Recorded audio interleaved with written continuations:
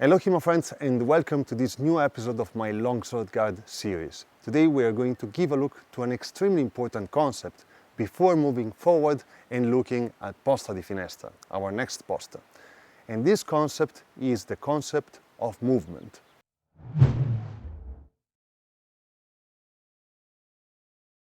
You have to know that poste are not meant to sit in the posta and wait for something to happen, or to move from one posta to the other from out of measure to trick the opponent in some kind of way. They're actually meant to do both this thing, if you like or if you need, but they are meant mainly to describe the concept of movement on paper, on a bidimensional drawing, basically a series of drawings which try to deliver the concept of movement, and they do it by representing the most important point in which you are going to pass with your sword, your footwork, your body positioning, etc., to deliver your actions. Of course, this method of delivering the concept of movement using a series of positions was not something new. We find it in the 133 a century before Fiore, where we actually find it explained. The 133 explains how to use the custodie, its own poste or positions, to learn how to move around while fighting. He does it at the very beginning of the book, which is reasonable if you think about it, with the most important sentence of the whole manual. Note that in general, all combatants, or all men holding a sword in hand, even if they are ignorant of the art of combat, use these 7 guards. Here we easily understand that the 7 positions presented to us are not tricky magic positions that deliver special and unique techniques. They are simply there to represent the most common and natural dynamics of a human while using this combination of weapons. He then continues some verses after this.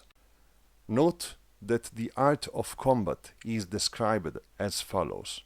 Combat is the organization of various blows, and it is divided in 7 parts, as here.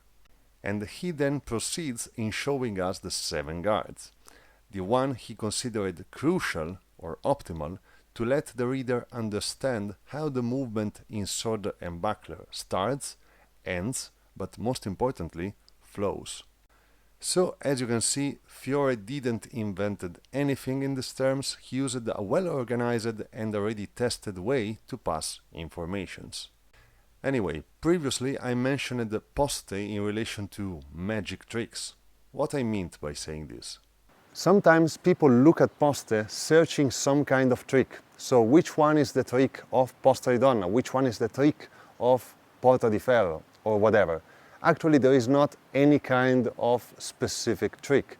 You can do many different actions with many different poste.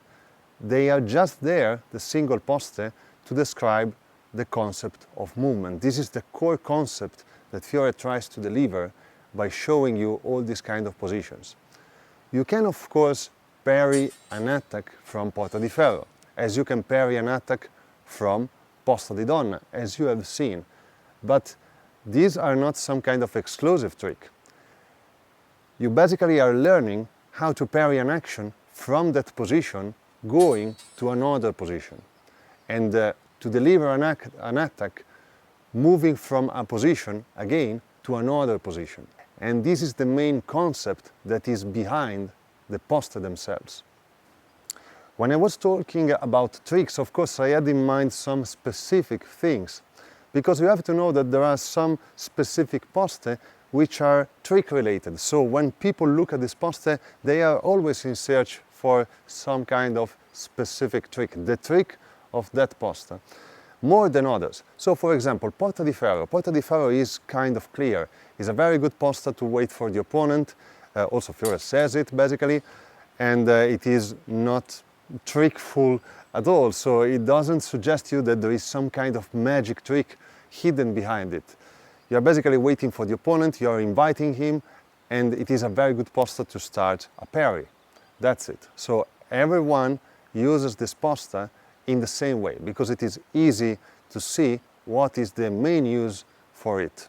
Instead, Posta di Donna seems to suggest that there is some kind of specific trick hidden behind it, especially the one shown on the Getty, which on the Pisani Dossi manual Fiore calls Posta di Donna Altera, so the one with the hands over the head and the sword behind the back. So why is this posta shown in this kind of position? Why is Fiore or the master leaning on one foot? So why is the weight 70-30 instead of 50-50, let's say?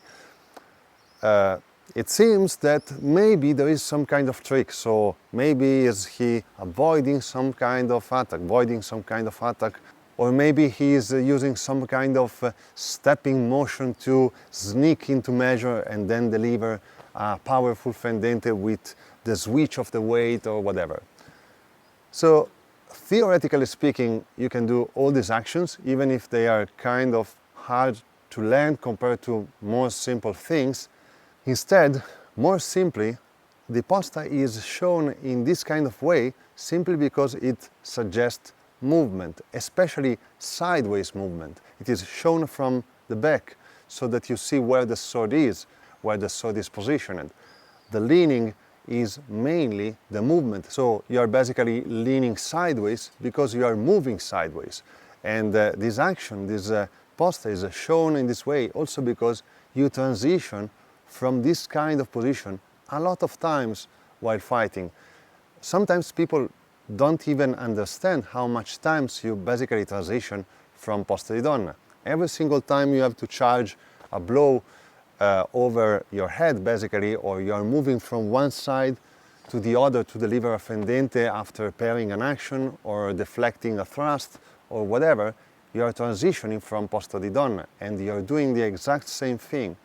And to do it, generally speaking, you are moving sideways to create more space for the next blow. And that's why Fiore shows it in this specific way. Very good. Let's now see this concept applied in a couple of simple examples. So Elisa is in Posta di Donna and I decided to invite her in Porta di Ferro. So when she strikes at me, I parry in finestra, then I let the sword slide down by reaching Posta di Donna, and then I strike toward longa to hit her in the head. Or, if it happens that I go through the target, I go for the head and the arms, as Fiore says, down to coda longa. Okay, so we have seen a by-the-book action. Let's now create an action by ourselves, a more sparring-related action, let's say. So Elisa is in breve, I am in breve too, and we are crossed at the tip of the sword. So Elisa strikes a feint toward the longa to make me parry. So I feel in the bind the action, I go toward my frontale to parry.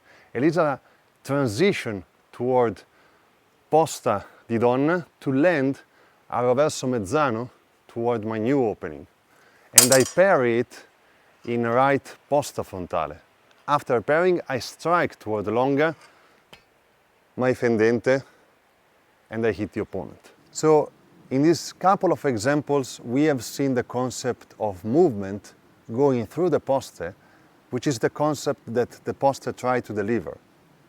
We have also done it by using also a by-the-book play. So this means that plays are examples, and you apply these examples in different ways also, using the poste as your tool to build up movement. You can create many different movements, many different patterns to deliver the same kind of action. A scambiare di punta can be done in different ways.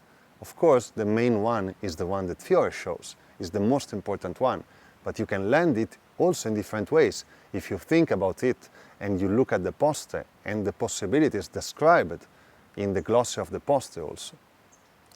So what Fiore does by dividing poste and plays is that he delivers you the concept of movement, the actual concept of fighting, fun enough, using the cuts and thrusts which are described in a specific section, the poste, which are the movement of the sword and the body through the entirety of fighting, and then the examples, which are the plays.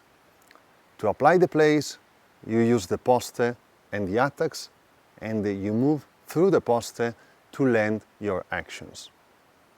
Of course, every poste can be used to invite the opponent, to deflect an attack, to parry it, to do many different things, also to attack the opponent, especially the extended one, which are the one that you reach while hitting the opponent.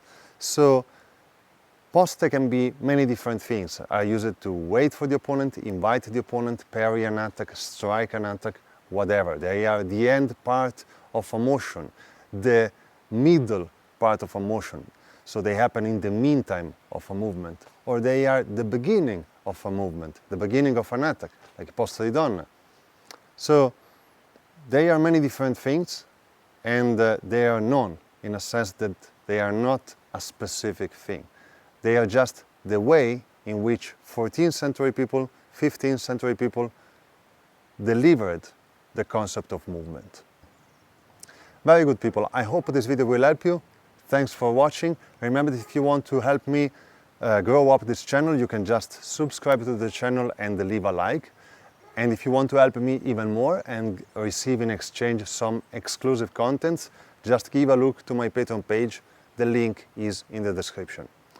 As always, thanks for watching, and see you next time.